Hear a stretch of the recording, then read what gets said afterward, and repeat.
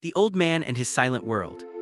In a small, forgotten village surrounded by fields of dust and broken houses lived an old man named Ibrahim. He was 80 years old, his back bent like a bow, his hair as white as the snow he had once seen in his youth. His eyes carried the heaviness of time, but most of all, they carried grief. Ibrahim had once been a man of laughter and pride. He was not wealthy, but he had a treasure greater than gold, his only son, Musa. Musa was his joy, his reason to wake up every morning, his companion after his wife had passed away many years before. Together, father and son lived simply, working the land, sharing meals, and dreaming of a better tomorrow. But then came the war. The land that had once been filled with songs of farmers and children's laughter was drowned by the thunder of guns, the screams of the innocent, and the smoke of burning homes. The war did not ask permission before it entered people's lives. It came and it stayed. Musa, young and strong, was called to serve. He told his father he had no choice. With tears in his eyes, Ibrahim held his son's hands that night. They were rough from work, yet warm and full of life. "My boy," Ibrahim whispered, "if you must go, promise me you will return. You are all I have left." Musa smiled, though fear hid behind his brave eyes. "I will return, Baba, I promise." But promises in times of war are fragile things. Months passed. Ibrahim waited at the doorway every evening, staring at the path that led into the village, hoping to see his son's figure appear. He cooked Musa's favorite meal of lentil soup and flatbread, leaving a bowl on the table untouched.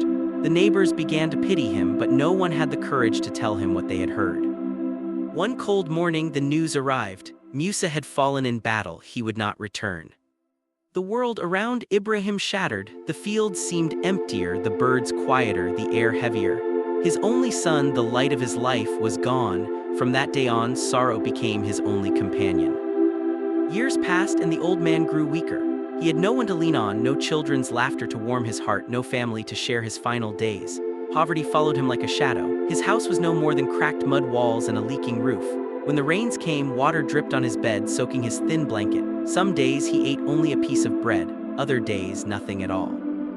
Yet what hurt him most was not hunger nor the cold, it was loneliness. He spoke to the air as if his son could still hear him. At night, he dreamed of Musa's laughter, only to wake up to silence. Sometimes, Ibrahim would walk to the edge of the village where the fields stretched far and wide.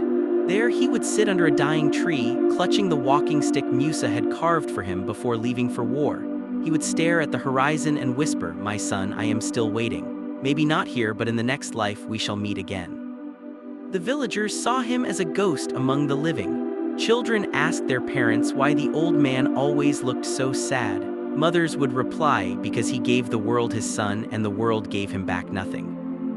One evening, as the sun painted the sky in red and gold, Ibrahim sat alone in his crumbling home. He lit a small candle and placed it by his son's old shoes, the only thing he had kept of him. He closed his eyes and tears slipped down his wrinkled cheeks.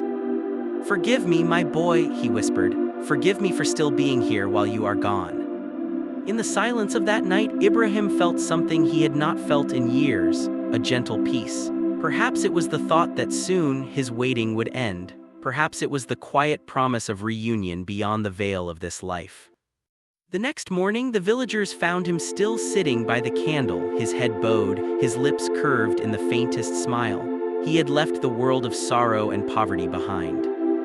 And though his house was empty, the villagers said it was not truly empty, for within those walls lived the love of a father and son, a love that even war could not destroy.